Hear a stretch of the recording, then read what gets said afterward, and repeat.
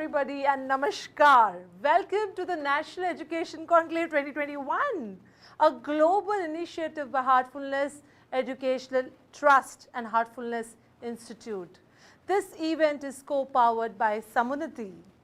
On the occasion of Swami Vivekanandaji's anniversary, and today is a day of Youth International Day celebration, we are all about to witness a very unique and a landmark event where we are going to virtually launch the Heartful Campus Outreach Program all over the globe. I would like to welcome all our partners and stakeholders from the universities, colleges, and various places from the field of corporate and edupreneurs, entrepreneurs. We would like to welcome all of them to this wonderful 2 days National Education Conclave organized by Heartfulness Educational Trust. A warm and a hearty welcome to all the dignitaries and the eminent speakers who will be joining us for this National Education Conclave, which is going to be a landmark and a historical event in the field of education. Also, I would like to extend our warmest welcome to all the dignitaries, visionaries and luminaries from the field of education, business and various other fields who have agreed to grace this occasion with their presence. Our endeavor through this initiative is to work towards reimagining education with a heart-centric approach. It is said that education of the heart is the heart of true education, and along with educating the minds of the youth, we also need to educate their hearts.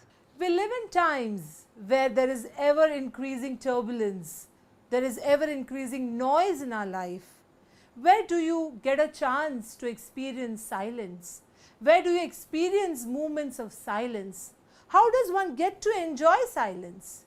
In our quest in finding this answer, our research led us to Kanha Shantivanam, the home for heartfulness meditation. Here we figured out that silence not only gets heard but speaks in volumes. We can see more and more people are able to experience heartfulness meditation all over the world. Let me introduce to all of you the guide of Heartfulness Institute, Daaji, Kamlesh Patel. We welcome Daaji here for the inauguration of National Education Conclave 2021.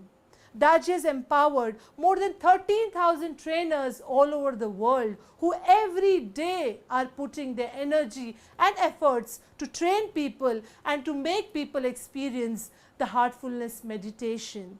And everything is absolutely free of cost. He has been also responsible to build a pristine global headquarters at Kanha Shantivanam in Telangana. The place, the building is a self-sustained building which has got world's largest meditation center which can accommodate 1 lakh people at one time. He is striving day and night to help humanity to strike a balance between outer life and inner life. Daaji professionally is a very successful pharmacist from USA, New York, and who has been meditating for more than 45 years now. Ever since he was in the college, he has taken meditation to his heart. So, may I request Mr. Kamlesh D. Patel, whom fondly we call Daaji, to kindly address the National Education Conclave 2021, and I would also request him to inaugurate the Heartful campus with his keynote address. I think the craving that we all carry is from the very beginning itself. The moment the world, the universe was created, that craving is embedded.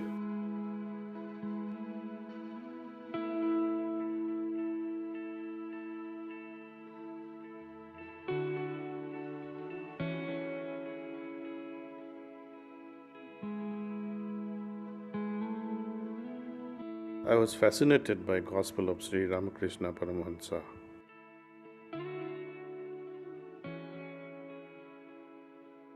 Each time I read Ramakrishna's Gospel, I would cry like a child.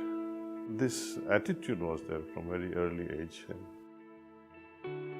But I had no solution until I came at the feet of Ramchandra of Shahjahanpur.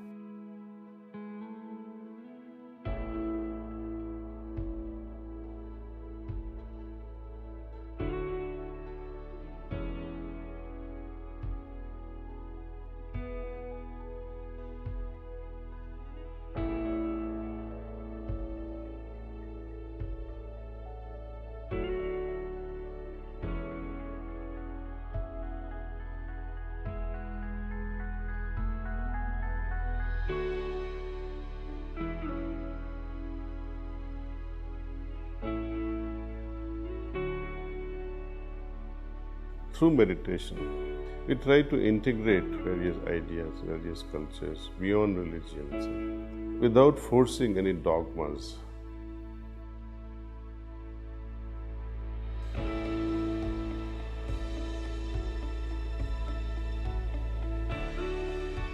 Please don't trust me when it comes to fundamental things like this. Have a scientific approach. Look at it with a lot of skepticism. In the beginning, you must dissect it, you must analyze it.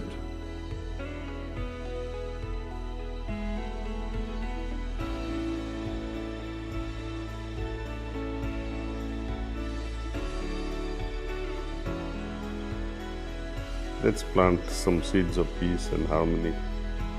When humanity's consciousness will change, there will be willingly inviting different level of consciousness, and when there is a critical mass or egregore reached, then the course of humanity will change altogether.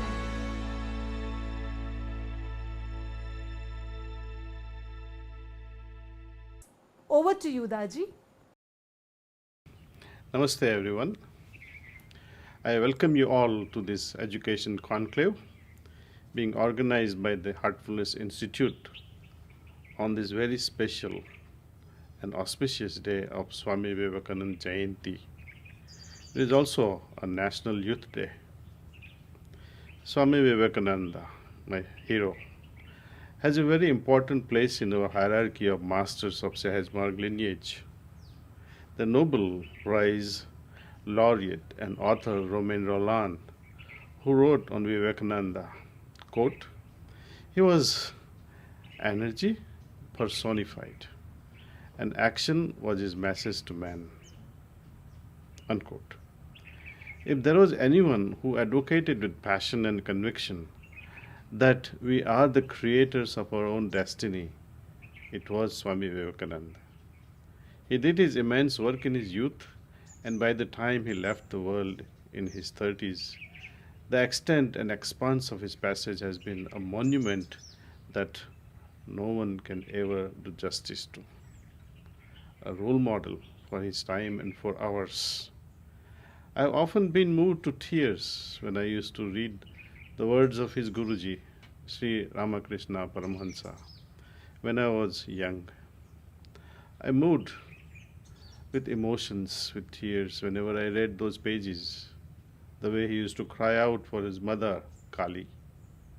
And one wonders just how moved the young Naren who came to see Ramakrishna found himself. I'm fascinated by the maker of Swami Vivekananda. What kind of training his guru must have imparted him to create the wonder that Swami Vivekananda was.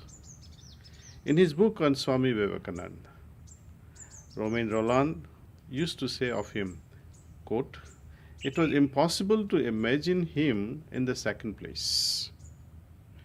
Wherever he went, he was the first. Everybody recognized in him at sight the leader, the anointed of God, the man marked with stamp of the power of command," unquote. He glowed so bright that without saying anything, just by being in his presence, people would know his presence to be that of immense nobility and majesty. Swami Vivekananda's views on education need not be even evoked in words. Suffice just bring up his image in our mind's eye, even for a moment, to realize just what kind of an education he was an example of. It consisted of sheer moral training, moral strength, yogic sadhana, and profound moments of contemplation and tapasya in yogic sadhana. First and foremost, that of meditation. My Guruji, Babuji Maharaj, embodies the meaning of education when he says that education is the ability to find an appropriate solution to many problems of we face in our life. My question to all of us is, does our system of education today have the capacity to bequeath such true education upon us? Does present day education provide that? It is not the resources you have that define your life or your happiness. It is how resourceful you are. Let me repeat. It is not how much resources you have, but it is how resourceful you become. How much you can do with what you have. How much you deal with what you can't have. That is more important. Today, we are afflicted more than ever by new diseases, and especially this one, called fear of missing out. Simply put, FOMO. It is being registered as a serious disorder, very serious disorder actually, that shows a strong flaw in our psychology. Fanned by the social media such as Facebook, we become afflicted without our knowing it. It robs us of the higher values that make us human. Do we, who are gathered here today as educators, consider it possible that the students whom we train, who spend spacious hours and resources in our institutions, become capable of that? Do you have any vaccines against this FOMO? The foundation of life is a strong and sound moral character. Morality is the capacity to be precise in our thoughts, words, and actions, meaning exact dose. Just as in medicine, we have exact dosing for every medicine, not too little, not too much. Anything that weakens us physically, mentally, and spiritually cannot be moral per se. There is no moderation there. As many of us face life's challenges and find that scoring in exams and clearing curriculum of universities may be within our reach, things such as pandemic we are facing can throw our so-called educated world off balance. Just how do we pass the test of life's university? Does our education make us more like machines or more human?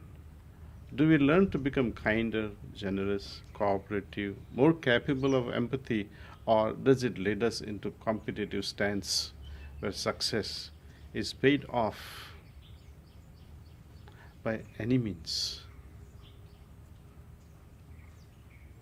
Trumpism is not the way, by hook or crook.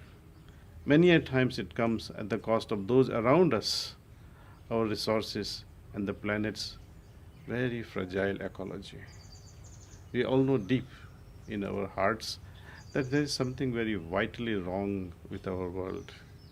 India is on the brink of moral bankruptcy. It has broken our moral back. Our young ones are spending precious time on social media and degenerating media exposure that is corrupting entire generations. Unfortunately, even rural India is not spared from such vile influences. Thanks to great guys like Reliance, it's not a criticism. Mukesh Bhai Ambani is doing his best, providing Jio at a very low cost. But there is a great side effect to it as well. What is that side effect? I tell you from my personal experience where we are building a great ashram in Hyderabad. There are thousands of youth working here, coming from Jharkhand, Bihar, MP, West Bengal, many locations. They walk around with phones, carrying bricks on their head, sometimes half a dozen of them focusing on one particular video that's going on. Not only they carry bricks, but while carrying bricks, they are watching all these things. Sometimes they stand out in circle, even while doing the work, half a dozen of them, sometimes dozen of them, laughing away. Do you think they are learning something new from there? I don't think so. They are watching something they should not be. Let us take a look at what happens when you begin to meditate. Can you influence such a youth to meditate so that they can, with their own inner inspiration, correct themselves? Even father's advice or mother's advice is not heard. That advice also will have to pass through the filters of their individual heart and be inspired by their own thoughts and by their own actions.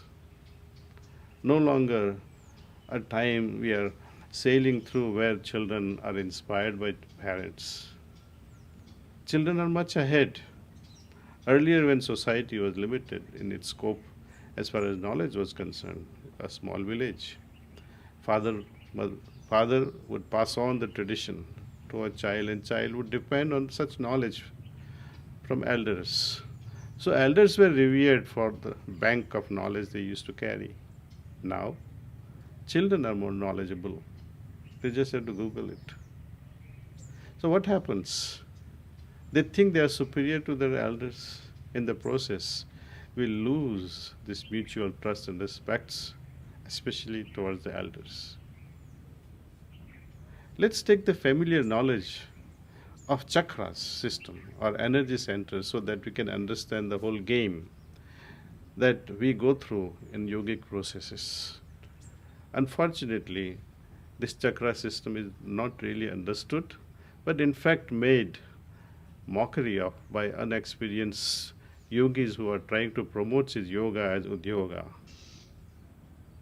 These energy centers, where there are neurons and an individual brain that can influence body processes such as hormones, regulation of hormones, chemicals, and secretions of various types. When we allow our energy or focus to be in certain of these centers or chakras, certain physiological functions are influenced. The first three chakras or centers, starting from the base chakra, Muladhara upwards, are all about survival and reflect our animal nature or humanity. The first and second energy centers deal with survival and reproduction. This chakra is associated with our will, power, self-importance, control, drive, aggression, and dominance. It is the center of competitive action and of personal power, self-esteem, and directed intention. The fourth energy center or the heart chakra. We are moving from being selfish to being selfless. So, when we begin meditation, especially with heartfulness, in the very first meditation session, the flow of energy starts being directed upwards. The heart center governs the heart, the lungs, the thymus gland, the body's main immunity gland, actually known as the fountain of youth. Not only that, the heart chakra is connected with the rest of the other chakras. So anything that happens in the heart chakra, to that extent, the other chakras also starts resonating. If heart becomes purer, accordingly the other chakras also resonate with that purity. Similarly, if it becomes impure, complex, an unwanted impression settles on your heart because of emotions, then corresponding centers will also get affected because they are all connected to the heart chakra. The hormones associated with this center, particularly thymus, include growth hormones and oxytocin, as well as cascades of 1,400 different chemicals that stimulate the immune system's health via thymus. The nerve plexus this center governs is the heart plexus. This center is associated with the emotions of love, caring, nurturing, compassion, gratitude, thankfulness, appreciation, kindness, inspiration, selflessness, wholeness, and trust. It is where our divinity originates. It is the seat of soul.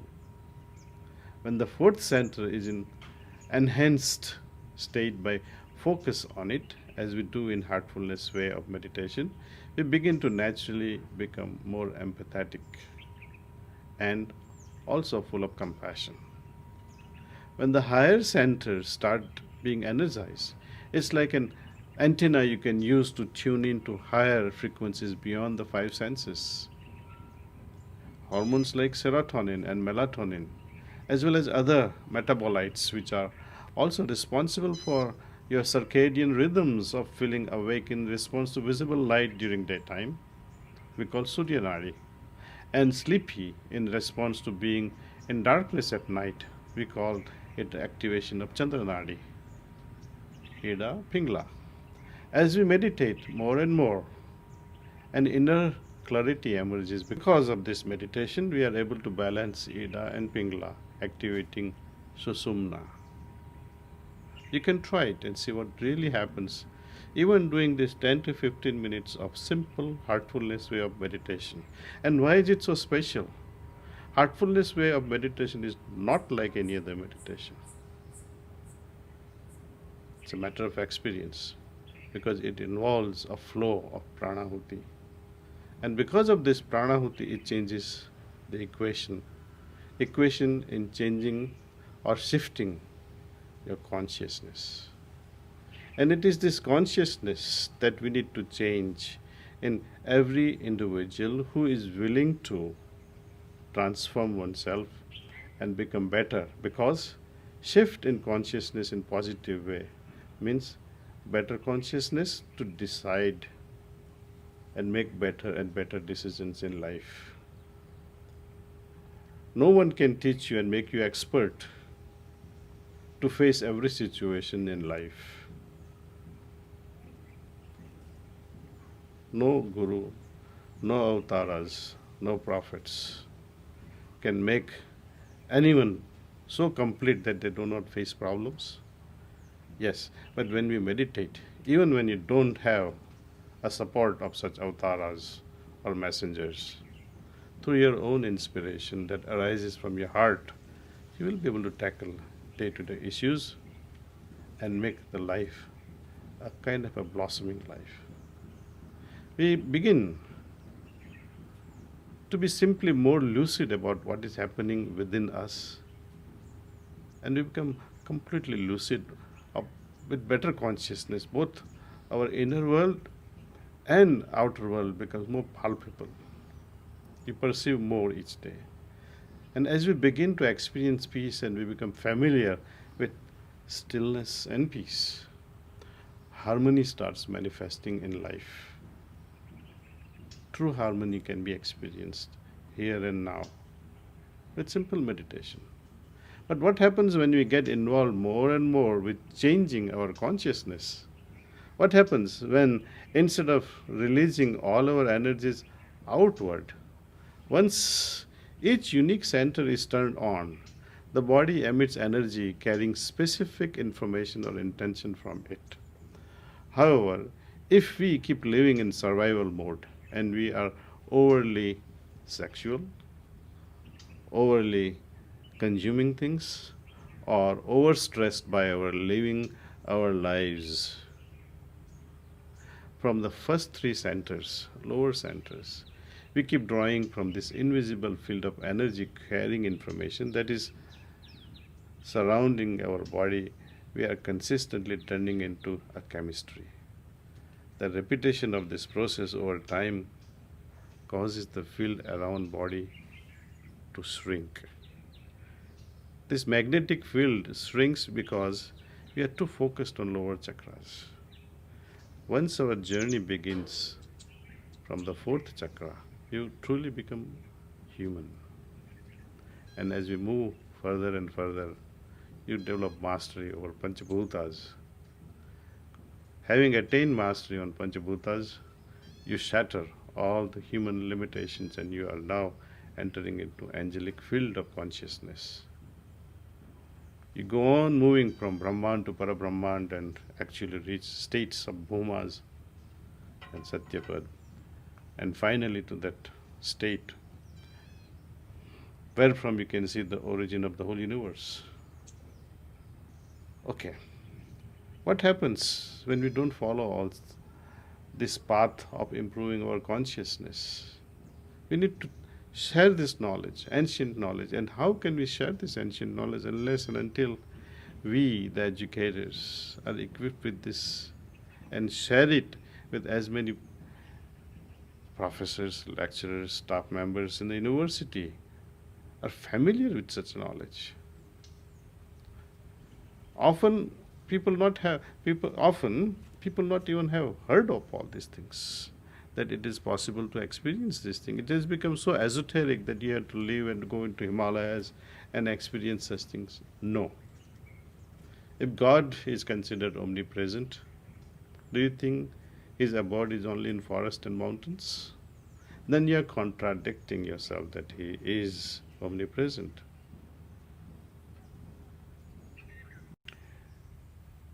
So, question comes, what if we don't pay attention to this evolutionary process, adopting certain practices?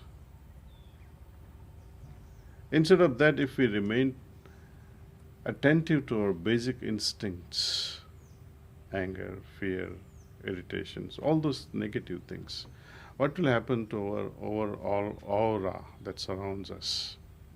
We carry that baggage and affect others also.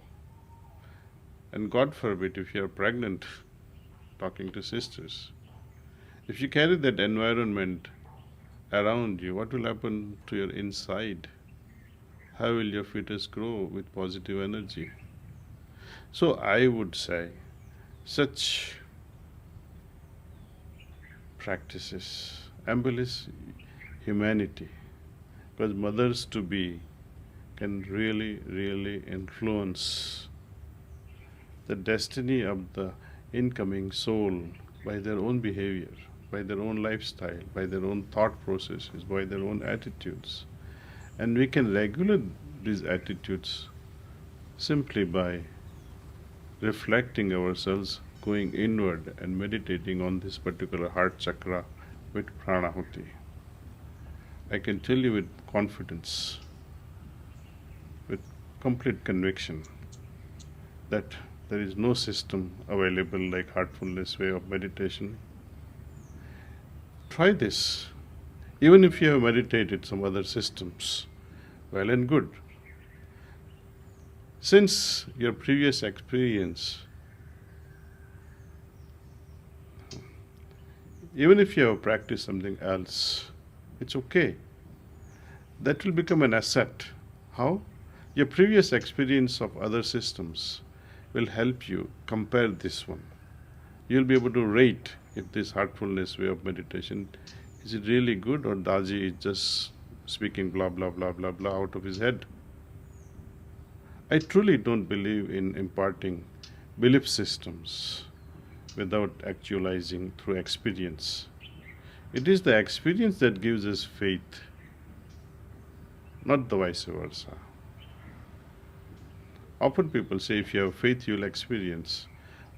No, that is not scientific approach. Science says, you prove it, then I believe it. So, I use my heart as a laboratory. I'm a scientist. I am the result of my scientific experiment. I am the product of my own research. So I urge one and all to inculcate such an attitude in our youth that don't believe. It's better to be an atheist and say, I don't believe in God. The great Swami Vivekananda had this puzzle, unsolved puzzle, until he met Ramakrishna Paramhansa, at whose feet he was able to understand that, yes, there is something like God. Until then, he would always question, show me God, then I will believe in godliness. There is nothing wrong at all with such an approach. To believe without experience is suicidal. Since your belief system will whitewash your faith and say, yes, I have faith now because I believe, but that is a wrong approach. See. When something is there, you don't need to believe. When you can see with your eyes, when you can feel in your heart that, yes, I can experience godliness, then you say, yes, I feel godliness. And how would you feel godliness unless and until you become calm and you resonate at that frequency? If God has to speak to you, how will you listen? But you're too busy reciting mantras and tantras and all kinds of stuff, breathing away like crazy. And God has to communicate with you. How will you communicate deeply when you are huffing and puffing with pranayama and twisting all your organs with asanas? You have forgotten the purpose of asanas and pranayams. They are mainly for health, never ever for God realization. Physically you may become strong, but that will only increase your ego. Not that I do not advocate becoming physically fit. It is much necessary. But without the foundation of moral fibers, moral strength, your physical strength will become your enemy. So develop moral structure, moral strength, and that can happen. Once again, I cannot emphasize more than this, that meditation is the only way in balancing the mind. It helps us focus our mind, and through focused mind we become more contemplative, and through this contemplative mind we are able to develop harmony, and only through harmony we are able to bring about peace, individual peace in the heart. And only when we become so peaceful inside, we become more creative. Imagine the researches, great research is done by Einstein, Newton, Archimedes, Kekulé, Madame Curie. They changed the course of medicine, course of science, course of the entire belief system. How? If you see, all of them were relaxing in a very normal kind of a situation. You know, Archimedes was taking a bath. He was given a task of finding impurities, if at all, present in the gold crown. And the answer came, and he established his laws, found the laws regulating laws of displacement. Similarly, Kekulé, when the image of molecular structure of benzene showed up in his dream, he said that he had discovered the ring shape of the benzene molecules after having a reverie or a day dreaming of a snake seizing its own tail, the ancient symbol known as Ouroboros. It must have been lurking in his unconscious mind, and when the possibility of accessing that information opened up due to profound relaxed state, in his dreamlike state, when the brain waves are of a lower frequency, that neuronal opening just clicked. How many of us panic and forget our lessons when going to sit for an exam? It is because we shut off the moment of panic, our parasympathetic system, nervous system, that normally stimulates the parts of the brain that are given to thinking, logic, creativity, and memory. Neural connections and pathways are reinforced in your body and brain when your heart is at ease, as the right biochemistry is present. So heart is so important, you see, not only physically, but emotional heart. All this, physical, emotional and spiritual, they resonate. Another great aspect of heartfulness way of meditation is it's not just restricted to energizing your system, making it more creative, making it more balanced, but it also emphasizes in removal of your baggages, prejudice. Imagine you have a lovely car, 500 horsepower, 700 horsepower, but it's stuck in mud. How will you move your vehicle? Or you have a useless vehicle, not much of energy, and it's on a grand highway. Highway is there, pathway is clear, but you don't have engine power. Meditation provides that power, impetus. The special process which is offered through heartfulness is to get out of this muddy, mucky, dirty situation where you become fearless. You know the story about Duryodhana. He pleads with Lord Krishna, Krishna, don't misunderstand me. Everything that you say is well understood by me. I know what my problem is. I know what I need also. But I'm helpless. I can't help myself but think only in this way. So he knows what is right, but he was helpless in following that right. He lacked that conviction, he lacked that courage to follow what was right. This courage, the word courage, Raj, it also comes from the word kure, meaning the heart, cardiac. So courage is always emanating from the heart. We have to tap into that by removing fear, jealousy, prejudices, and whatnot. So, how do you tap into this heart wisdom? Let me give you another problem that most of youth, not just the youth, but all of us face. That you would like to meditate, but what if you are so sleepy? You would avoid all kinds of stuff. When you are so sleepy, you even avoid your breakfast. When you start driving with your sleepy state of mind, you might even encounter unfortunate accidents also. We have to encourage our youth. Why only youth? All of us. Regulate sleep, your sleep cycle, circadian rhythm. In order to sleep well without feeling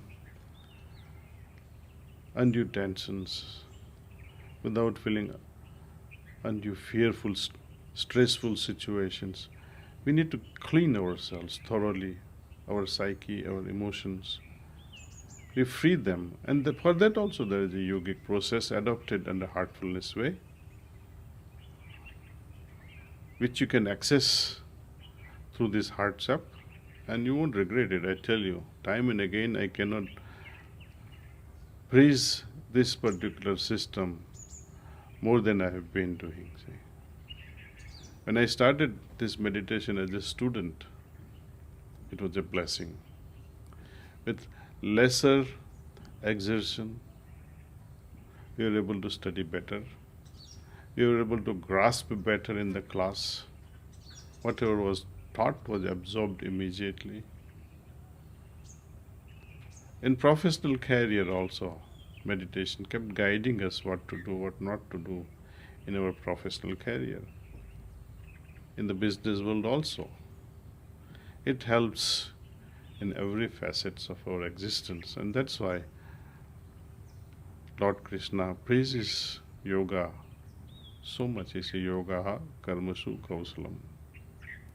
But yoga, please don't misunderstand as asanas and pranayamas. If you master that, you'll become only arrogant. Oh, I've been doing Sirsasana for half an hour. Haven't you heard people talking? They're competing. Competitiveness comes when you focus on parts. Yoga is not about picking and choosing like you go to a five-star hotel or some hotel where you have buffet and you pick only what you like. No, yoga is a complete package. Yama, niyama, asana, pranayam, pratyahar, dharana, dhyan and samadhi. It's a complete package. Immediate result out of meditation. Your mental faculty skyrockets. Your discriminative faculty improves suddenly and you become so insightful, intuitive, that nothing escapes your mind, especially things like what not to do. So, on this occasion of revered Swami Vivekananda's Janmatithi, I invite one and all to try this meditation, practice it and see. Practice it only for a week and see how it revolutionizes your life. After that, if you are not convinced, drop it.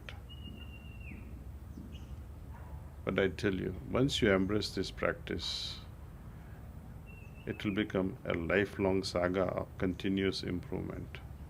And I welcome you to this journey of inner adventure. Thank you for listening. I would also like to announce, I'm very happy to actually announce the first Heartfulness Educator Awards in a year, where teachers and professors have bravely faced the pandemic to keep teaching from home, remote virtual teaching. The psychology of reward is an extraordinary way to bring our best values into the forefront.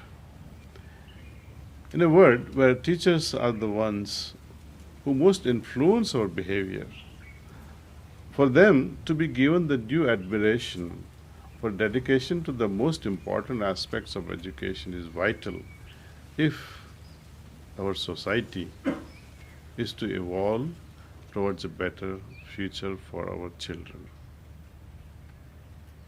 The degradation of our collective consciousness is palpable. It's evident how we make stars of those who rise to fame and glory with material gains, fame, fortune, and competitive behavior.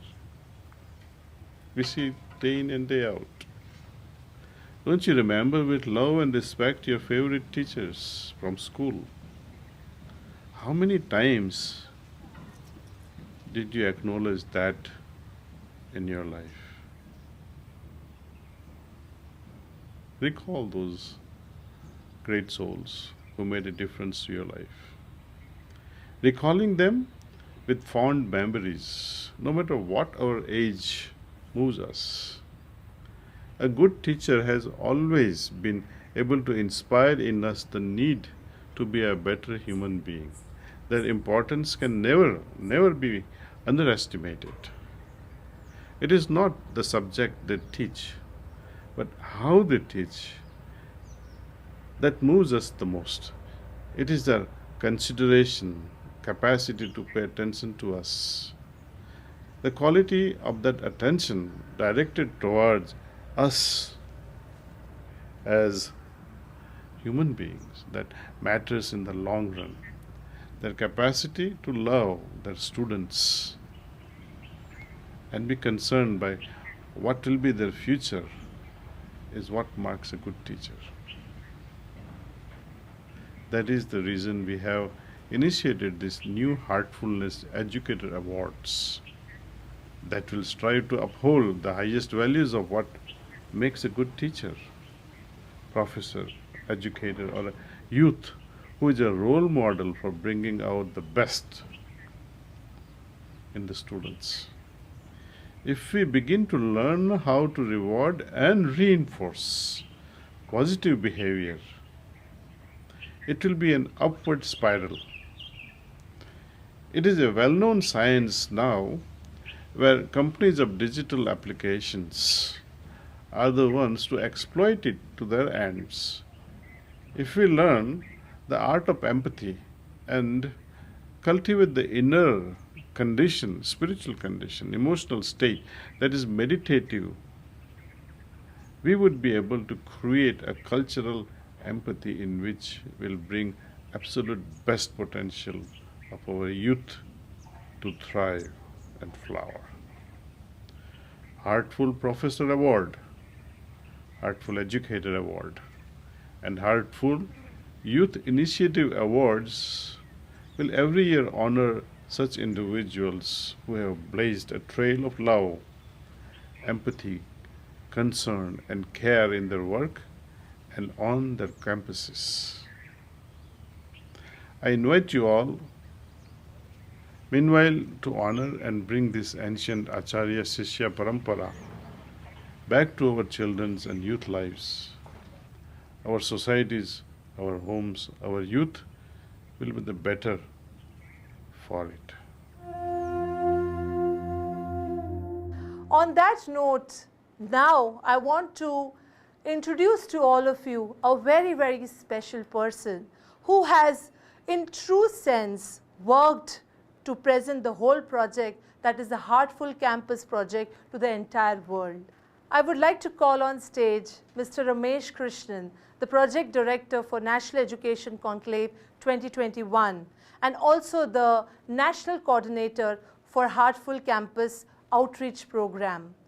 Ramesh Krishnan Bhaiya has lived the dream of launching the Heartful Campus Outreach Program for last almost 3 years, along with his team of educationists who are rallying around with them to launch this program successfully for the youth community.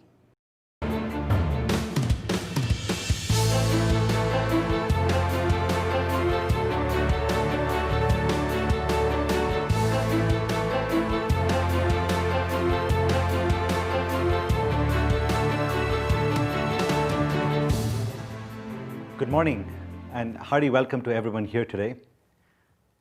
On behalf of Heartfulness Education Trust, it's my pleasure to be here with all of you on this auspicious occasion of Swami Vivekananda's birth anniversary and International Youth Day to celebrate the launch of Heartful Campus into the field of education.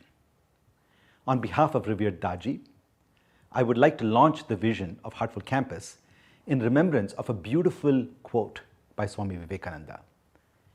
He said, "We want that education by which character is formed, strength of mind is increased, the intellect is expanded, and by which one can stand on one's own feet." Heartfulness Education Trust has exactly such a vision.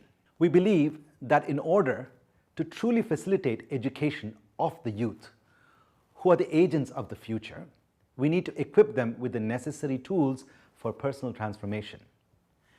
On an individual level, through Heartful Campus, we seek to enable bold thinkers capable of transforming themselves and thereby acting as catalysts for a deeper change within society. Our mission is to deeply embed core values for heartful living in every campus across the globe. The inspiration for our vision and mission can be best understood in the words of Aristotle. He said, "Education of the mind without education of the heart is no education at all." In order for this to do this successfully and to ensure the efficacy of the effort in the long run, wellness and well-being must reach all the participants of an individual's journey. To aid this transformation of a student, every individual that touches the life of a student must also be awakened to such an inner transformation. This brought about the idea of a Heartful Campus, where not only the students are inspired to embark upon such a journey, but are also accompanied by every single member who contributes to the university environment, such as the faculty, the senior management, the administrative staff, the well-being counselors, to name a few. Heartful Campus is therefore an end-to-end offering which seeks to connect all the members of the campus. We want to enliven an atmosphere of warmth, growth, and synergy by using an inside-out approach to education. The ethos on which the Heartful Campus program is actually built is the need for the use of contemplative practices such as meditation, relaxation, and rejuvenation for the internal and holistic development of an individual. The heart-centered pedagogy will awaken the intelligence of the heart, which is innate in every human being, and as a consequence, uncover one's true potential. As expressed by the Dalai Lama, when educating the minds of our youth, we must not forget to educate their hearts. Embracing the qualities of empathy, compassion, intuition, awareness, feeling, which are qualities of the heart, have been seen to enhance an individual's ability to think, to understand, and to learn. Such an education would create individuals who have a regulated mind, who introspect and contemplate, who are happy and well, who dare to think, who dare to feel, and most importantly, dare to become good human beings. Students of the future will therefore be responsible, confident, and sharp, but also emotionally intelligent, kind, and soft. The National Education Policy 2020 recognizes that a holistic and multidisciplinary education would aim to develop the capacities of human beings. Intellectual, aesthetic, social, physical, emotional, and moral are all the abilities that we want to develop in an integrated manner. Our goal with this concept is to answer the question of how do we create such well-rounded development as prescribed by the NEP 2020.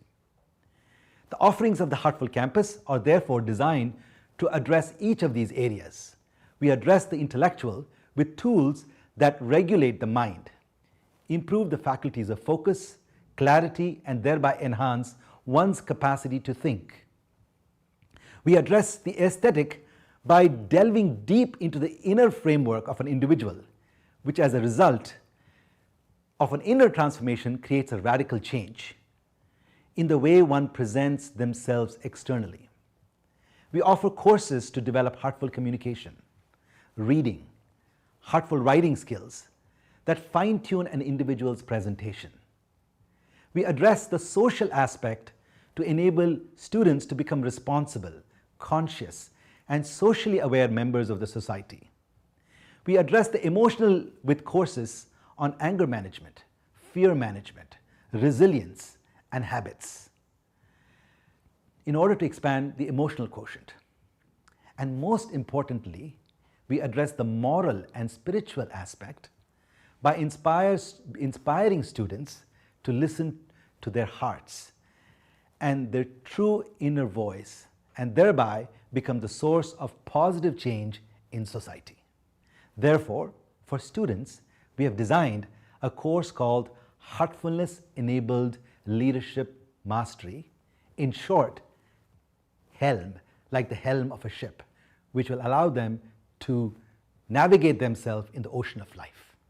Now it's time to unveil this labor of love that we have created over the past 2 years for these students, called Heartfulness Enabled Leadership Mastery.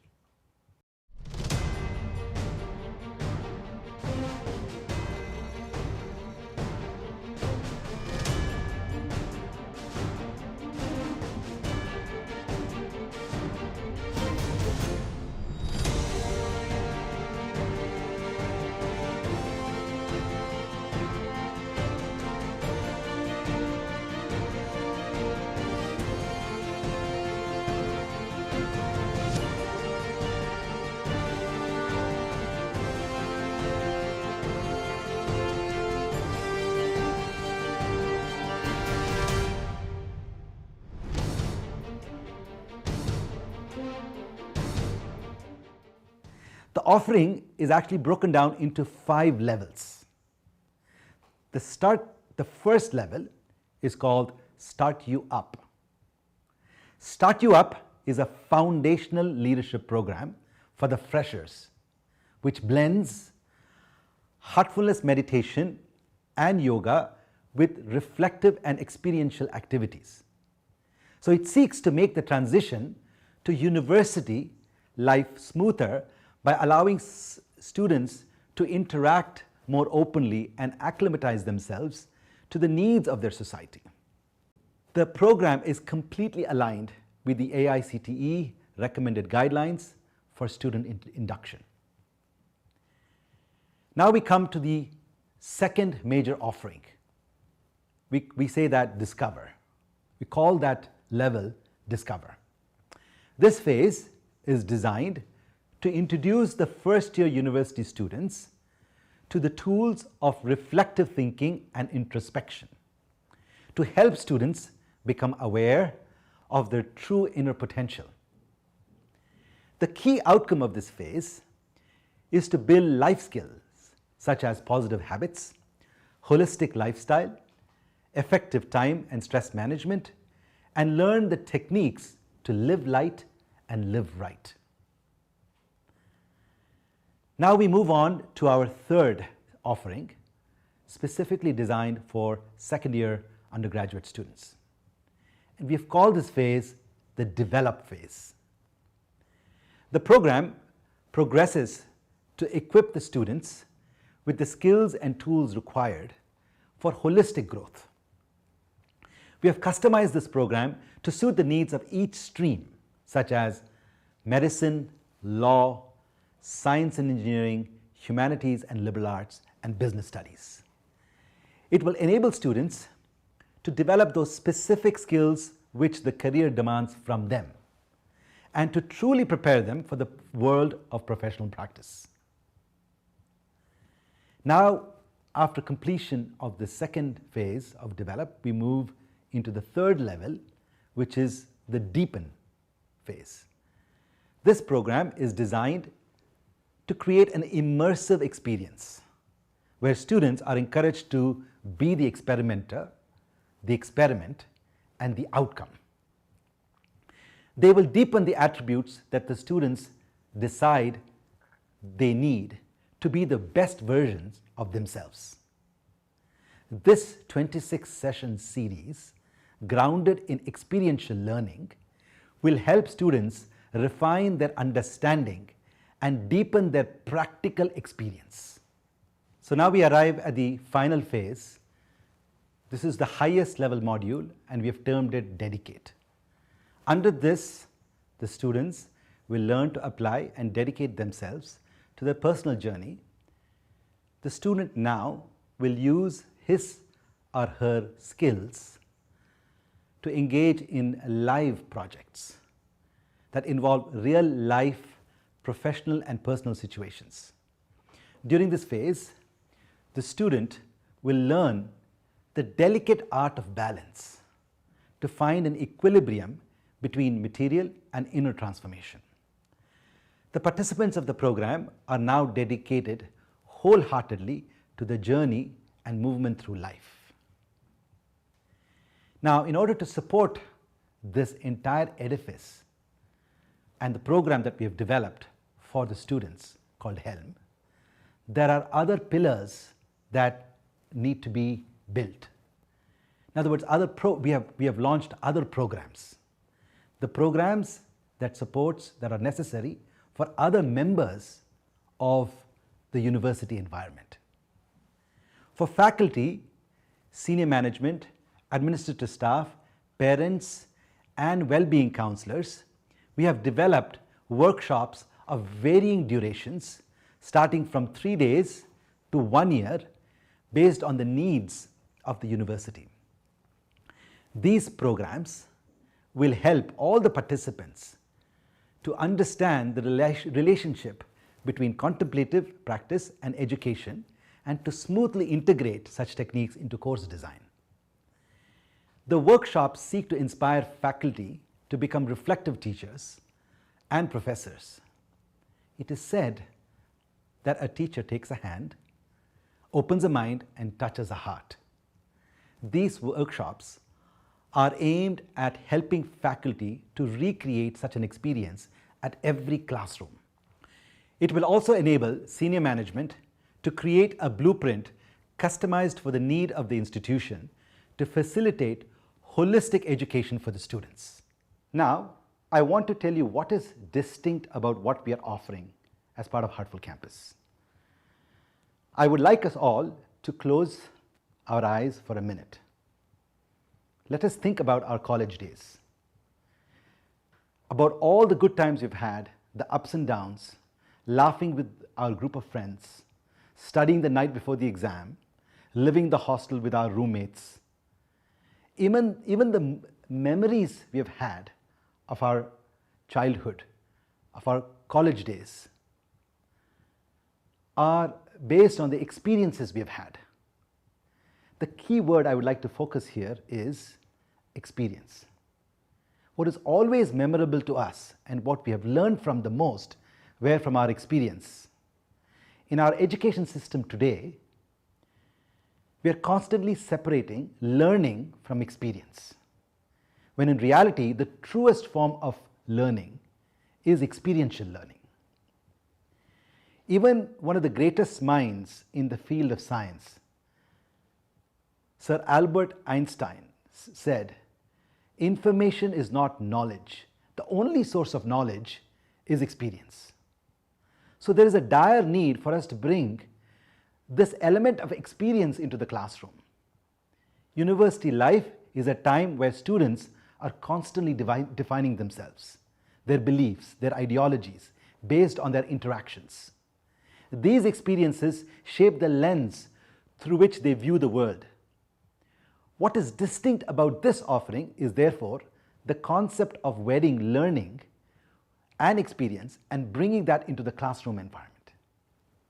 We believe that the only way this is possible is by allowing students to feel and engage using all their faculties, which are opened up by using contemplative practices such as meditation. I'm reminded by a saying of Swami Vivekananda. He says, "The secret of life is not enjoyment, but education through experience." And that is what we aspire to do as part of the Heartfulness program. I want to talk to you a little bit about why this is the need of the hour in our education system in India right now. Recently, I was reading a report released by Deloitte called Hands to Heads to Heart. This report recognizes that in the last part of the 20th century, we moved from hands to heads. That is to say, the nature of the work of human being has drastically changed from the work of manual labor to that of the mental labor. The report goes on to say that in the 21st century, with the introduction of artificial intelligence, the nature of our work is yet again evolving. It is evolving now from what Deloitte calls a movement from head to heart work. They say that by defining values through provides overall, improves overall client experience, hard skills, and that's where the value lies. They are absolutely right. With information at our fingertips, because of the internet and advancement of artificial intelligence, the need for our education system is no longer merely transfer knowledge from one person to another.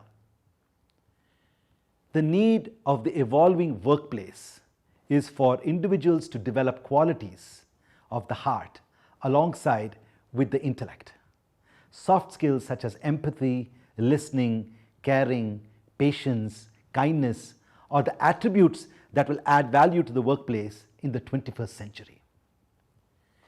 Our education system must therefore have the ability to produce 21st century individuals. This is why such an evolution in the education system is the need of the hour. It is also a common fact that due to the fast-paced work and student life, mental health has significantly deteriorated.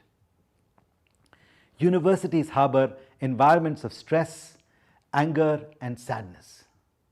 By including meditation as a tool within the academic framework, we believe it can alleviate stress and improve the overall well-being of all the stakeholders on campus. To put it simply, the difference this will create is the shift from a disconnected university environment to a more connected one, where as a result, all the individuals being connected to themselves creates an atmosphere of peace, harmony, and well-being. It is a balanced and holistic approach that we bring to the table, one that integrates the sharpness of the intellect and the inspiration of the heart. A truly educated individual is someone who has been awakened to the joy of learning, and as a result embodies his knowledge through action. The ultimate vision of Heartful Campus is to inspire hearts, enlighten minds, and uncover true inner knowledge hidden within mankind. I would like to conclude leaving you with a quote by Sri Parthasarathy Rajagopalachari. He said, "Education is really the process of removing the ignorance that is covering the inner knowledge, which is absolute, which is perfect, which is eternal, which is supreme." Join us in this journey to enable students to be the best they can be. Thank you. Heartful education integrates each and every constituent of a campus, particularly the most critical ones, starting with that student, that scholar, that pupil, the youth, and the teacher, the trainer, the instructor, the educator, not to forget the ideologue, the mentor, the acharya, the professor. And it is only when all three cornerstones of a campus align and collaborate that it becomes possible to achieve heartful education. There is no heartful education without a heartful professor, a heartful educator, and a heartful youth ambassador. And Heartful Campus seeks to recognize these catalysts, these architects of a happy humanity. Heartful Campus is delighted to institutionalize the Heartful Campus Awards. Now it's time for us to listen to some breathtaking music. Yes, my dear friends, we have a very special performer amidst us.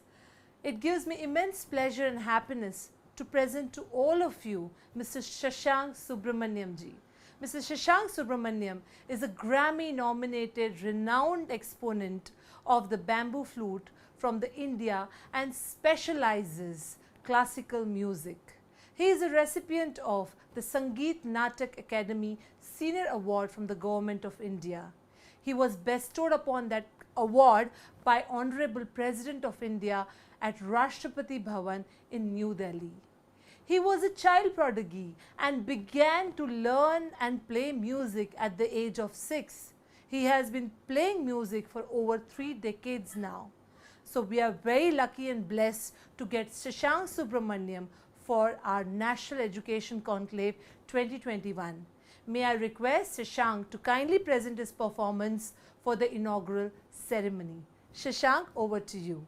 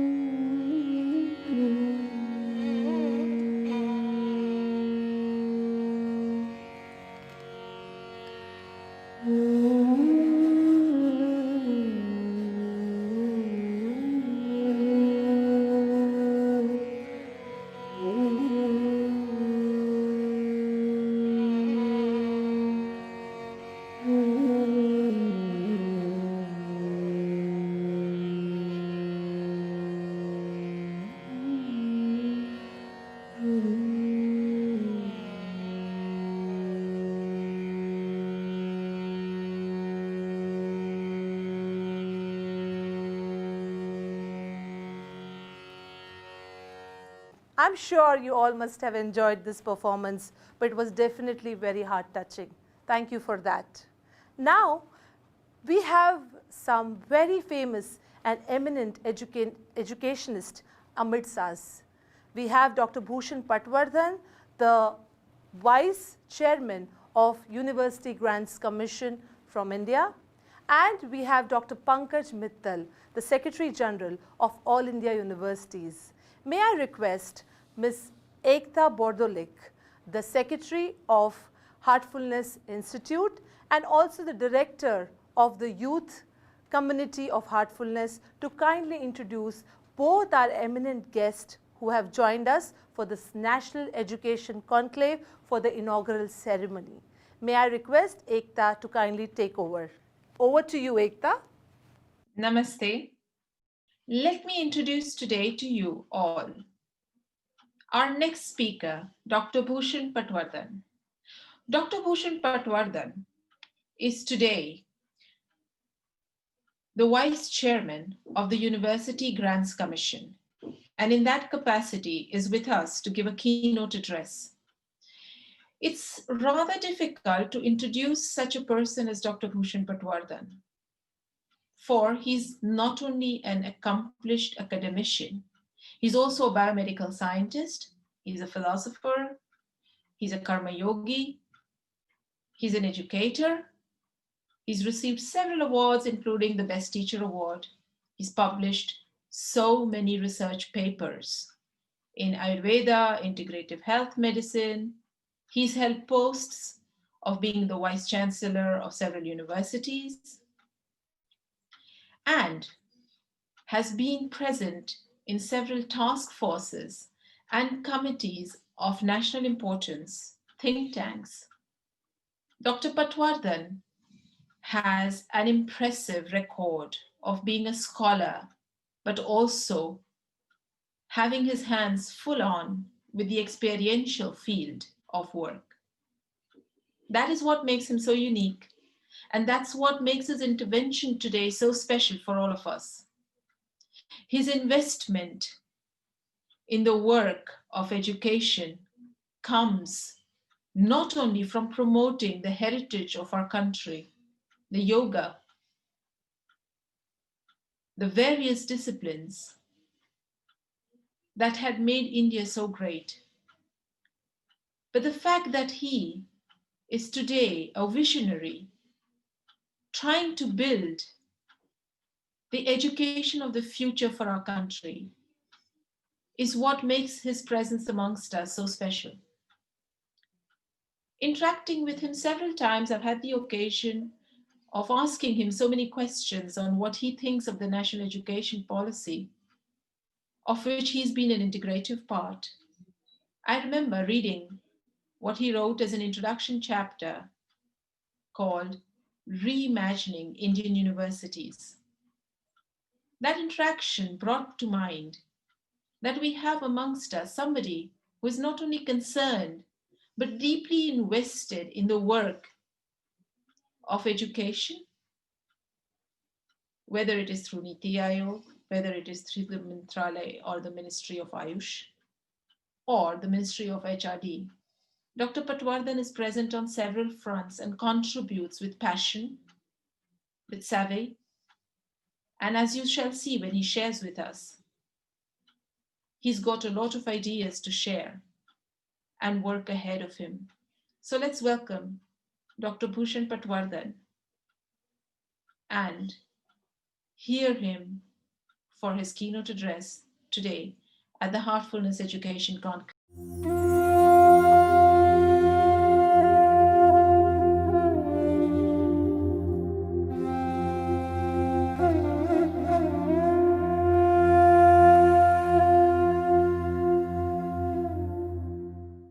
Let me thank the Heartful Foundation and Honorable Daaji for organizing this very important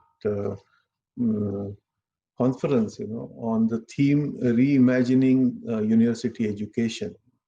And what I will try to do here is try to connect that theme to what actually Heartful Foundation is trying to do. And the heart-centered approach, the sub-theme which has been given, is also very, very important. And the education, today's education, with the help of the new education policy which is coming up, how can we really take it to the next level, futuristic, at the same time, how we can learn from our glorious past for building Naya Bharat. That's what I would like to share my views. But let me first start with the education, what and why, these two questions. And when I ask these two questions to myself, I remember Swami Vivekananda, because among many of his thoughts on education, he always said that education is the manifestation of the perfection already in human being. So we want an education with build character, which increases strength of mind, which expands our own intellect, which equips a person to stand on own feet. And education probably is the single most important instrument for social and economic transformation. So from that perspective, the university education should meet these basic requirements. And when I say these basic requirements, I must accept that there are basic elements of education. There are basic objectives of education, and these objectives are, I would like to divide them into 4 baskets. The first objective of education or university education is academic. Now, in academic education, there is an intellectual strength. The general knowledge is required. Scientific temper development is important. Self-reliance is needed. The interdisciplinarity in education is very important, so that you don't develop myopic views. And exposure to various disciplines of knowledge is important at university education. The aptitude development, correct attitude development, the independent thinking, reasoning ability, and the habit of learning. Actually, in university education, we must cultivate habit of learning.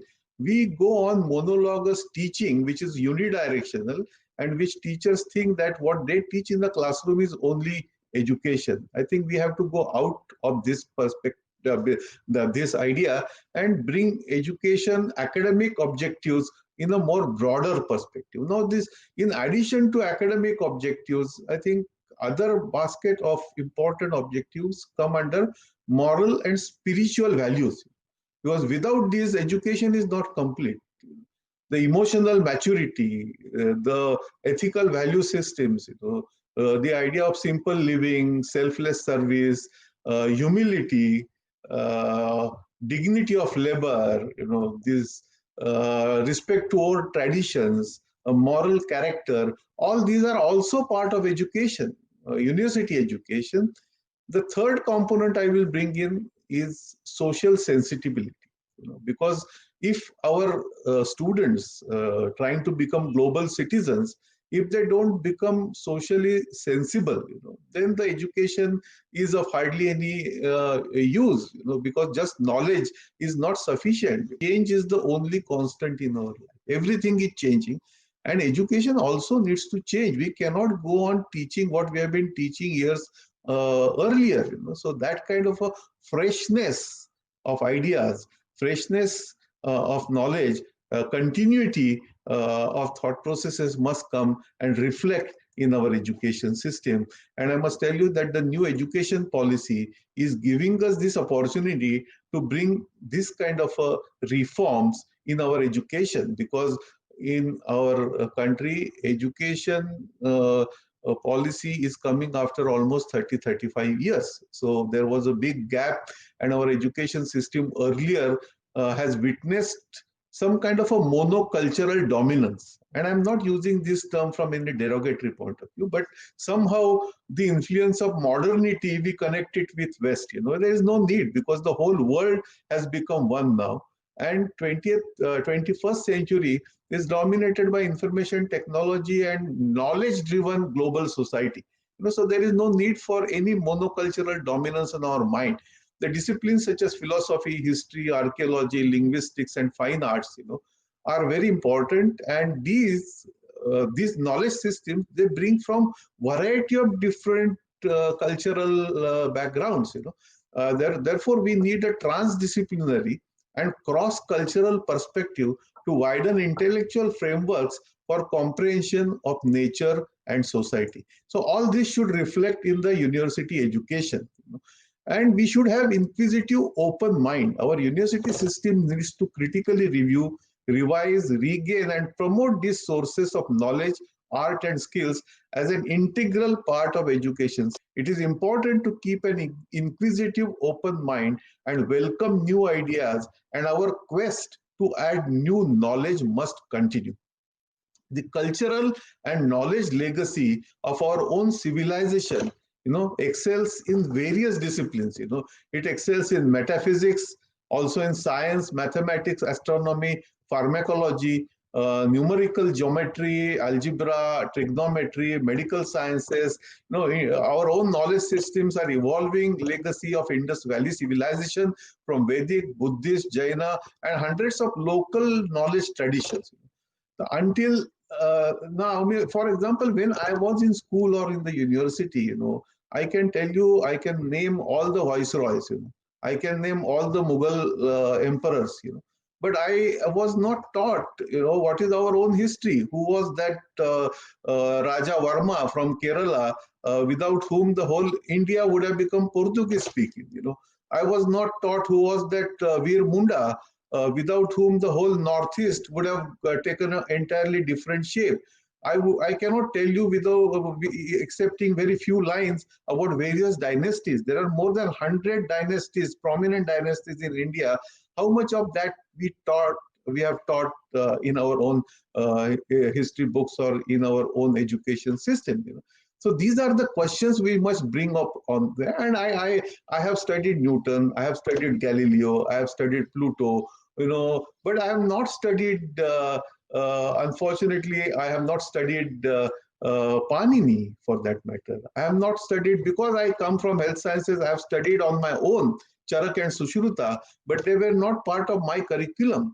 I have not studied Kautilya in a great depth. Maybe one small paragraph in some school book I have studied. I have not studied Aryabhatta, Varamira, Nagarjuna, Bhaskaracharya, Patanjali. Patanjali is such a great book. If you ask me to really list top 10 books, I would put Patanjali as one of them.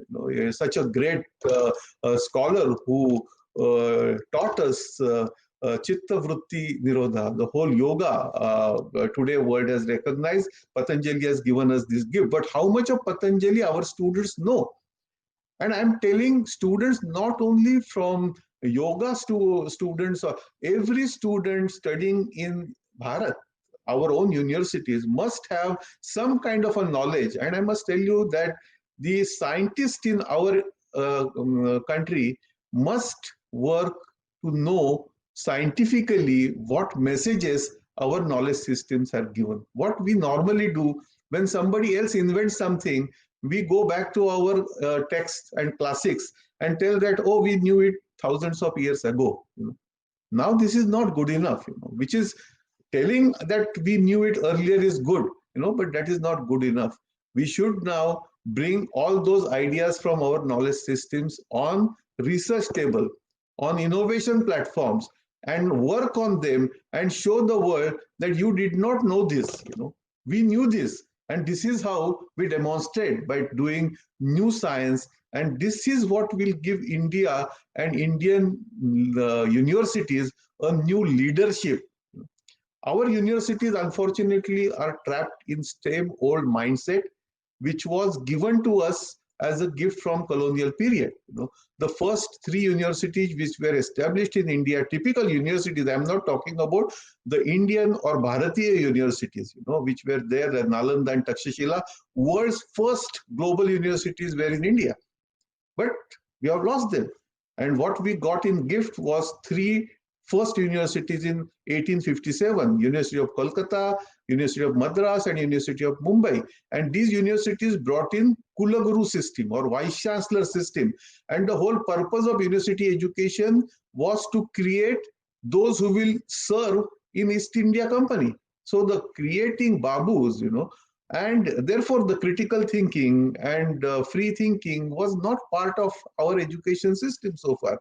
Our education system was very, very methodical, very, very regimental, and very, very restrictive, and not free thinking. But this Kulaguru and as against Gurukul, what we inherited, the Gurukul system, both these systems have their strengths and weaknesses. Weaknesses because the world has changed. We cannot go back to ashram and sit in forest following Gurukul system. Now this Gurukul system has to take a new avatar by bringing best elements which are from Gurukula system also. Kulaguru and Gurukul system must merge together in the future universities. The idea of universities are temples of knowledge where ideas, innovation and skills should be nurtured. Universities should be seats of scholarship, statesmanship, universal brotherhood, and they should award academic degrees in various disciplines. Universities should not be reduced to degree factories merely focused on jobs and career. While jobs and career are important, university should not be converted into assembly line production of graduates. University education must be holistic to inculcate the knowledge and skills necessary to shape life of individual and individual personality, develop mental capacities and universal values in addition to making a career.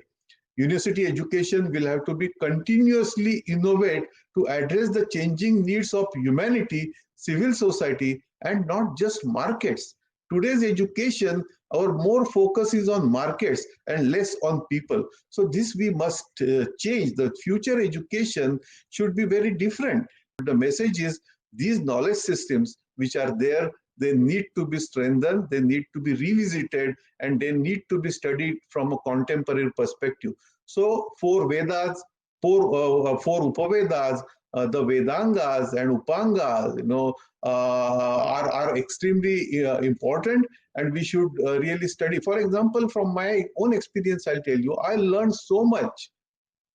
I learned so much when I started learning Ayurveda, and in my own work, I have shown that modern research can get so much of new ideas and innovation and leadership in modern science if you learn from ancient science like Ayurveda. In Ayurveda, I hypothesized in 2000 that Ayurveda is a personalized medicine because everyone, gets different kind of a medicine even if they have similar symptoms. This is personalized medicine, which is today's upfront and forward-looking medicinal concept, which was there in Ayurveda right from the beginning. So we conceptualize that Ayurvedic concept of Prakriti, Vat, Pitta, Kapha or Dosha has genetic connotation. And we actually showed by using the whole genome scan that there are gene signatures for each of these Vat, Pitta and Kapha. We have shown the way to actually correlate genotype and phenotype, which is even today difficult. Even today it is very difficult to classify human population. You cannot classify human population based on only languages or geographical locations or even for that matter anthropological classification. Ayurvedic way of classification cuts across all these classifications because Vat, Pitta, Kapha will be there in Negroids, they will be there in Mongoloids, they will be there in Caucasianites also.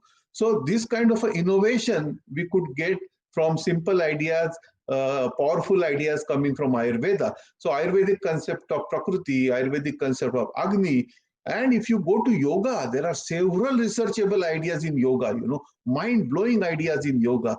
The power of meditation, I must tell you, just on 28th of December, 2020, one of the top journal called PLOS ONE, one of the top ranking journal PLOS ONE, published an article which was based on a study done by Spanish scientists in collaboration with scientists from UK, King's College London, from psychiatry department, and they showed that practice of Sahaja Yoga, simple yoga, transformed and increased gray matter in our brain to 7%.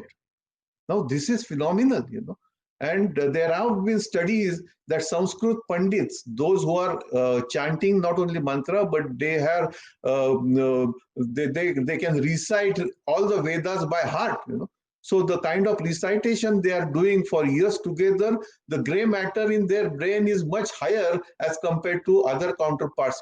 So these are the strengths of our system, and our university education must try to capture them, respect them, and study them with new aspect. I feel that be it any discipline, be it science, technology, humanities, or social sciences, everywhere you will be able to find thought gems, thought leadership gems from our own Shastra. And we should really try to bring them boldly in university education. We should not really go by only modern ideas in pedagogy. Bloom's taxonomy is excellent, but that is not complete. I say that our own taxonomy, our own pedagogy approach to education, which is broadly based on 4 steps: Adidhi, Bodha, Acharana, and Pracharana. It's so profound, and our concept of teachers is also so much enriched, that the teacher who just gives information, we call him or her as Adhyapaka. The information and knowledge giving person is Upadhyaya. The information, knowledge, and skill giving person is Acharya. Information, knowledge, skill, and insight giving person is Pandita. And the next levels are Drashta and Guru, who liberate, who help us to envision the big picture, So these are the levels of our teachers, and our teachers should really rise from becoming mere Adhyapaka and aspire to become real Guru, which is not easy. I must also tell you that today the whole pedagogy and education delivery systems are changing because of the technology. During the COVID era, we have seen how online education is becoming new reality, the new normal. But the future is going to be blended pedagogy. Future is not going to be only in the classroom or university campuses or only online. It will bring all the good elements from different technological platforms. At the end, I will just mention that in India, we have a great opportunity to shape our universities, by learning from our great past and by going ahead with current science and technology. The future education will require entirely different knowledge and skill sets to develop students as global citizens. And by bringing in, or by blending the strengths of ancient and modern, our future education can go, and our role of teachers will change with the kind of automation which is coming up, and the smarter and smarter social robots which are coming up with AI, machine learning, and cybernetics and robotics which are coming up. The whole new university structure is emerging. It is actually knocking our doors, and we must embrace that without compromising the basic ethos and basic systems, without disconnecting education from our own hearts. At the end, I would like to compliment the Heartful Foundation, and the work that Daaji is doing, is phenomenal. Because I think university, be it of any discipline, it could be medical university, it could be engineering university, it could be social science university, or it could be multidisciplinary university. Today, students are facing a lot of problems of safety, a lot of problems of innovation, a lot of problems regarding their own ideas continuing into future, and they really don't know how to steer through the university education. They are confused, and they need to be properly guided. And so I'm saying that the heartfulness concept must cut across all the disciplines.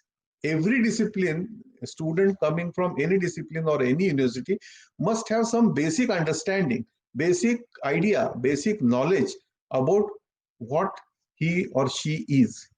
And this is knowledge about self. This can be given by the Heartful Foundation courses. I think that these courses should be available to all.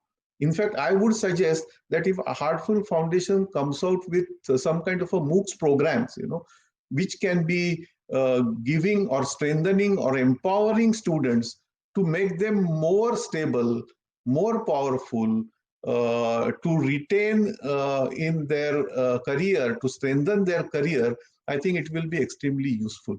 And these kinds of courses can be credit courses. Universities can offer those credit courses, so students get benefit also. So heartfulness courses, if, for example, if I take heartfulness course and if I know more about my responsibilities, my strengths, my weaknesses, and what I should do or what will make me better to learn better whatever I am learning, it will be a great service to the society and it will be a great service to the university as a whole. So Indian university, why Indian? Every university, such kind of a foundation courses will be extremely important. I hope such courses can be created by Heartful Foundation.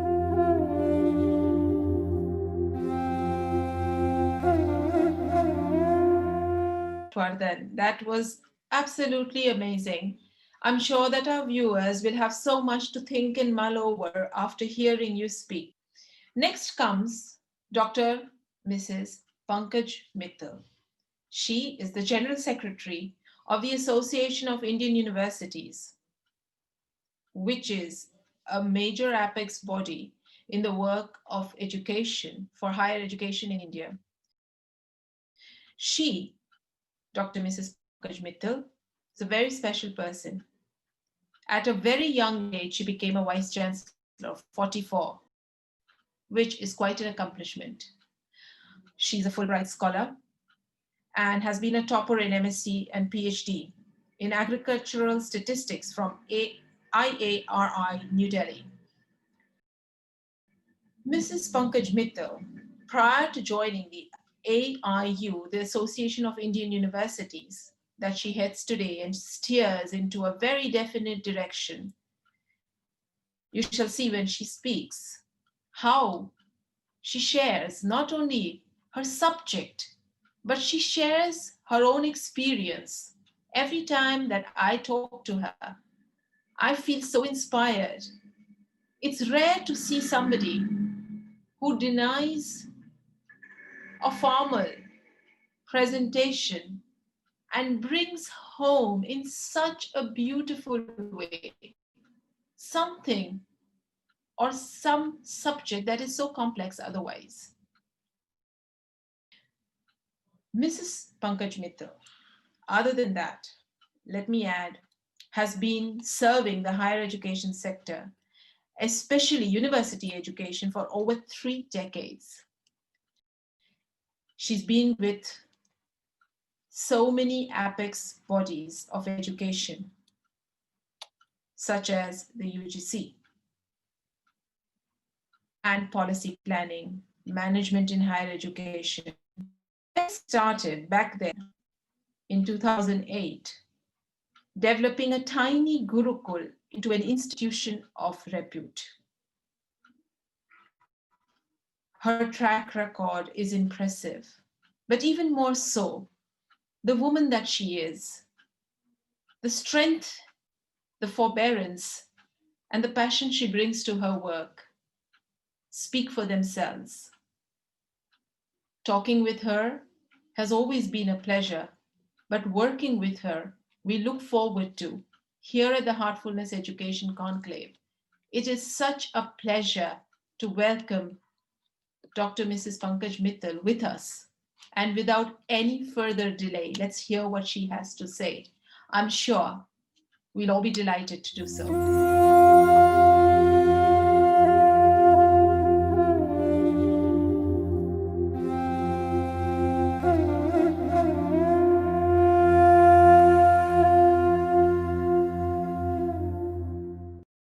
A very good morning to all of you.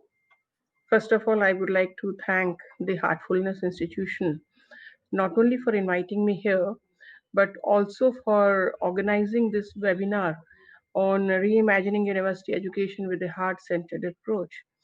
Because most of the time in the universities, and you know, India is a large country, India is a diverse country. Most of the time in the universities, we are talking of, say, competition. We are talking of a lot of world university rankings, India university rankings. Everybody wants to run across and wants to come first in the race. But this institution, Heartfulness, is not talking about the rat race, it's not talking about the competition, it is talking about the heart. I mean, the mind basically, how to learn with the heart. So my respects and compliments to Daaji, who is the person who is inspiring this movement of heartfulness, and he is behind all this sort of, I should say that the when you talk of value education, character building, the holistic development of the student, so that is being practiced through heartfulness by the Heartfulness Institution. So my compliments to Heartfulness Institution. Now coming to higher education institutions, you know that India is a large country. We have something like 1,000 universities, 45,000 colleges, and 37 million students. See the figure, I mean the number of students in the Indian higher education institutions, 37 million, is a very, very large number. And that large number has the capacity to transform the India. When we talk of demographic dividend of India, where we say that the young population will be giving a demographic edge or a demographic advantage to India because we have more hands to work than the mouths to feed, then this population of 37 million will play a critical role. So it depends upon the universities that how do we prepare our youth so that this demographic dividend really is a dividend and doesn't become a disaster. So in this particular aspect, Heartfulness Institution is playing a very good role, and it is very important for all of us, especially for the organizations like Association of Indian Universities, which is an association of more than 800 universities, that it ensures that the higher education which we are imparting to our students is such that it imbibes values in them, it imbibes character building in them, it imbibes cultural values in them, and it leads to holistic development. I mean, there has to be a shift from, say, we say four M's like man, mind, machine, and market. So these are the four M's which we are right now looking at in our higher education institution: man, mind, machine, and market. So we have to shift to 4H, that is humanity, heart, touch, I mean human touch, and humanizing life. So that is the transformation which is required in our higher education institutions. And who will do it? I do remember a quote which was by Dr. Zakir Hussain when he was laying down the foundation stone of Jamia Millia. He said, it is a quote in Hindi or rather Urdu. It says, किसी भी संस्था को बनाने के लिए सामान से ज्यादा अरमान की जरूरत होती है. सामान means labs, libraries, infrastructure. सामान चाहिए, of course चाहिए, पर उससे ज्यादा अरमान की जरूरत है, means passion of the teachers, passion of the administrators who are building the institution, passion of the students who are studying in that institution. So किसी भी संस्था को बनाने के लिए सामान से ज्यादा अरमान की जरूरत होती है, और अगर किसी संस्था के अरमान मर जाएं तो संस्था की इमारतें खंडरों में तब्दील हो जाती है. क्यों? क्योंकि institutions are not built by the infrastructure or the buildings or the labs. It is built by the people who are working there, and those people should be good people. They should be the ones who are themselves good, and they serve as a role model for the students who are studying in those institutions. And we must also remember that when a student comes to the higher education institution, he comes at a very tender age. That is the age when most of the vices creep in, whether it is smoking, drinking, drugs. So most of the vices creep in at that age. So that is the most critical age whenever students are to be nurtured in a nice manner. And who will do it? It will be done by our teachers. So it is the responsibility of our teachers to look after our students in such a manner so that the holistic development of the student is there. In the university parlance, it is the responsibility of the guru or the teacher to see that the student is able to see what he is not ordinarily able to see through the teaching or the learning given by the guru, that is the teacher. So the teacher has a lot of responsibility to turn a student from, I mean, kacha ghada to pakka ghada, when we speak in Hindi, that it is the responsibility of the teacher to nurture a student, to himself or herself act as a role model, so that the student imbibes all the values from the teacher. It is the responsibility of the teacher not to give him education as the piece of information, but to give him knowledge, to make him think, to make him, I mean, nowadays what happens is that many times the teaching, I mean, the way we are teaching, it is sort of promoting rote learning, that students are not allowed to think. So when I was working as a vice chancellor of Rural Women University, I observed that the teachers are basically teaching just to finish the courses. They are not basically enthusing, or they are not trying to raise the curiosity of the students. So we try to have a sort of a we what we did was that we pasted some questions on the notice board and told the students that you put the answers in this answers to this question. Every week a new question was there, and the answer to the previous question was given in the subsequent week, and we said that whosoever gives the maximum number of correct answers will be given the prize. And the questions were like this, like suppose you go to hill stations, you feel cold even if you go by air. The pilot says the minus temperature outside is a minus 35 or minus 40 degrees centigrade. You are going near the sun, but yet you are feeling cold. Why? Near the sun it should be hot. Why? Have you ever thought why? So the student is induced to think why it happens. Like every day they eat roti, paratha, puri. One side is thick, one side is thin. Why? If your mother goes out to sort of put the clothes on the line for drying them, the clothes dry, but the mother gets wet because of the sweat. So why does the sun doesn't dry the sweat? When we do blood transfusion, there's a lot of things like A B or O, but then this mosquito, he bites A person, then B blood group person or O blood group person, and he keeps on sucking the blood of every person. Nothing happens to the mosquito. Why? So like this, there were so many questions that every day you take bath with the soap, and the soaps are of different colors, red, blue, yellow, pink, so many colors. But the leather of every soap is white. Why? So like this, we used to induce the thinking. I mean, they should start thinking that if, even from the everyday phenomena around us, we can think. I mean, if we start preaching the students, you should be telling the truth, you should be honest, you should not get angry, nobody's going to listen to us. So we have to create such a situation. We have to become role models for the students, so that they look at the teacher and they try to become one like them. The teacher has to induce such practices, so that the holistic development, the curiosity is there, creativity is there. That is what the national education policy says, that the role of the university and the teachers should not be giving the information to the students and then promote rote learning. The role of the university and the teachers should be that they should arise, I mean, sufficient curiosity should be aroused in the students, so that they can learn on their own. Nowadays there are so many open education resources, the students can learn from anywhere, but they should have the curiosity, they should have the passion to learn from there. So the holistic development of the student cannot be done in the classrooms, it has to be done outside the classrooms, by the teachers, by the universities. They have to be sort of suppose when this corona struck, so when this corona struck, all of a sudden all the universities, colleges were closed, the lockdown was there. So the students didn't know how to learn online, and the teachers didn't know how to teach online. But then I must compliment our teachers that they learned very quickly how to teach online. The infrastructure was provided, but then it was only education, education, and education. What happens to the sort of interaction which used to happen between the students and their friends, between the students and the teachers?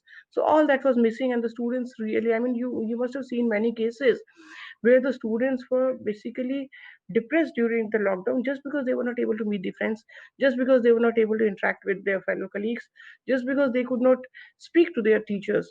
So the importance of teachers, friends, students, ambience was known when corona struck, and the students were entering into depression. And there again, the universities had to come out with something like counseling centers, so that the students can be counseled, that even if they are alone, we all are with you, and this is only a temporary phase. The students were also missing their cultural activities, because culture and sports both are part of holistic development.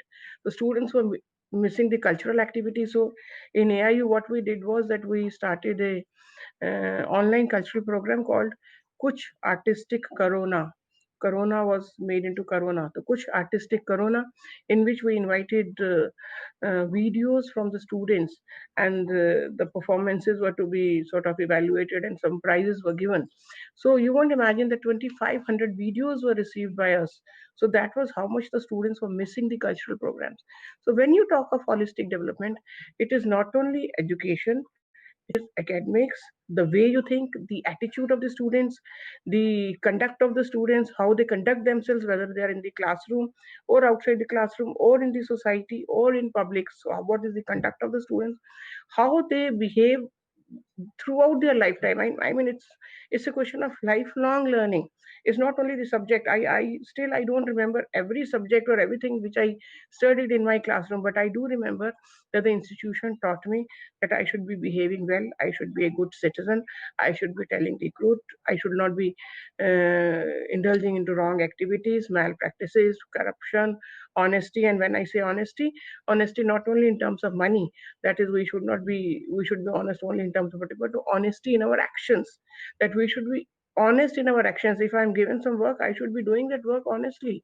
So whether it is a teacher or a student or even a worker or even a say anybody, I mean, whether it's a driver or anybody, everybody has to be honest. So that honesty has been inculcated through the classroom, through our teachers into us. There should be a student development index which should measure that how much a university has developed the student, not only in terms of money, not only in terms of education. I mean, what type of courses they are teaching academically, how strong the student is, how good researcher the student is, what type of research is being carried.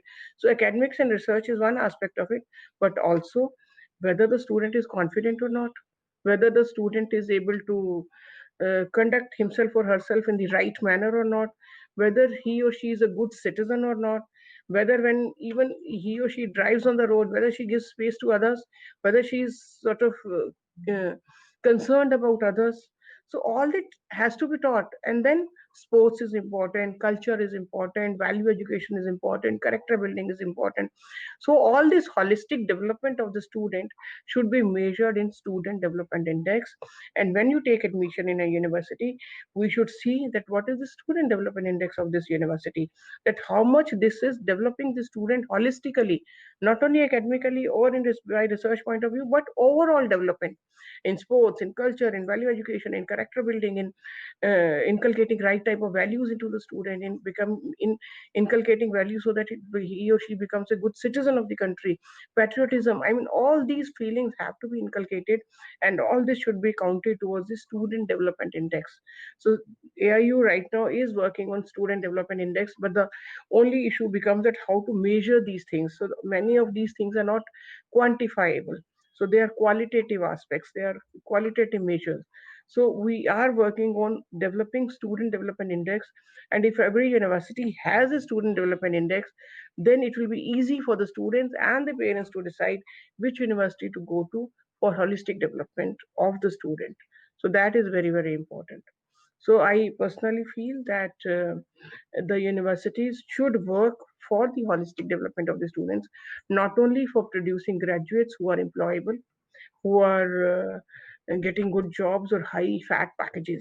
That is, of course, required. We do need employable graduates, but we also need good citizens of the country. They should be earning the money, but in the right manner. They should be working in a manner so that they are an asset to the country.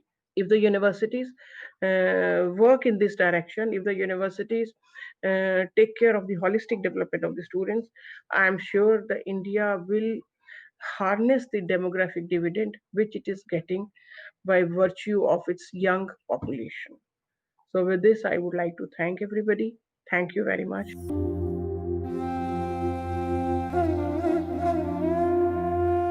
Thank you, Dr. Patwardhan and Dr. Pankaj Mittal, for your inspiring words and guidance. It is now appropriate that we take you all to some real life stories of how the Heartful Campus program has been implemented in universities across India. So let's have a look at few of these testimonial videos.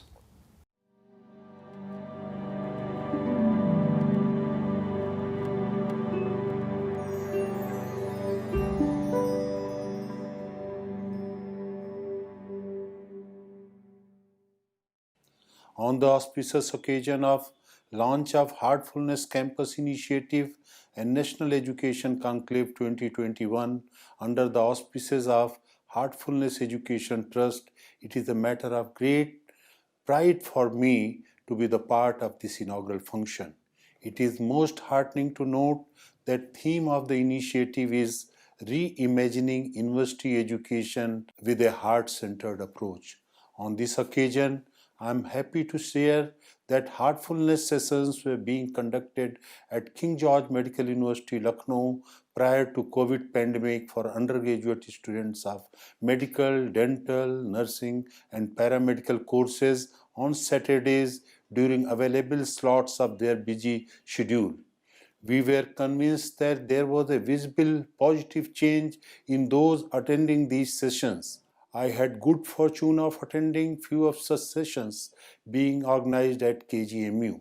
I believe that such programs are important in inculcating a sense of purpose and meaning in the life of students. It has the potential to create global peace and harmony. Universities are the seats of learning and education. This can only be made possible if value-based education at holistic development of individual is the guiding principle being followed. Only such education can liberate an individual. The new National Education Policy 2020 is also emphasizing on value and ethics-based education. The above objectives of the guiding principles of Heartful Campus Initiative is worth appreciation. On that count, I wish Heartful Campus Initiative and National Education Conclave 2021 a grand success. The above activities envisaged under the auspices of Heartfulness Institute and Heartfulness Education Trust will go a long way in shaping the global order of tomorrow. Jai Bharat. Heartfulness Institute is a global non-profit organization with thousands of volunteer trainers, more than 1 million meditators in over 150 countries. Heartfulness, relaxation, and meditation techniques are studied and proven to be effective in reducing stress and anxiety, improving sleep, enhancing emotional intelligence, and exploring the heights and depths of human consciousness. Heartfulness Institute has started modules for undergraduate medical students for soft skill development and teaches various meditation activities to the students. We at the King George Medical University have signed an MOU with them for providing various activities and research at the King George Medical University. Heartfulness sessions were previously conducted every Saturday till the March of this year, when COVID pandemic restrictions were put into place. And in these difficult times, I'm sure that starting online sessions of relaxation and meditation will prove to be an immense boon for the students and faculty of this university. I congratulate all the persons associated with the Heartfulness Institute for carrying on this great work. I extend my best wishes for the upcoming convention in January 2021. Thank you and Jai Hind.